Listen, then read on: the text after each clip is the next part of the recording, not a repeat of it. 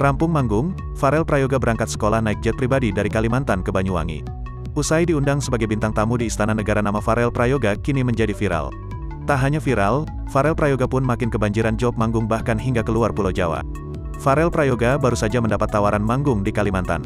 Nampaknya Farel Prayoga masih ingat pesan dari Presiden Jokowi untuk tetap memprioritaskan pendidikan. Maka dari itu, seusai manggung, Farel Prayoga langsung pulang dari Kalimantan ke Banyuwangi untuk bersekolah. Membuat heboh, Farel diantar menggunakan jet pribadi ke sekolah. Diketahui jet pribadi tersebut milik Haji Islam, seorang pengusaha. Hal tersebut diketahui dari postingan Instagram pribadinya @zidniyazidni. Terlihat dari postingan tersebut, Farel menumpangi jet pribadi. Pada saat itu, Farel nampak menggunakan seragam sekolah dasar. Farel duduk di kursi jet pribadi bersebelahan dengan Chairman Federasi Aerosport Indonesia Banyuwangi, Zidni Ilman Navia. Zidni Ilman Navia juga menuliskan caption tentang Farel yang sedang naik jet pribadi. Nganterin bocil sekolah naik motor, tanda silang. Nganterin bocil sekolah naik jet, tanda checklist, tulis Zidni Ilman Navia.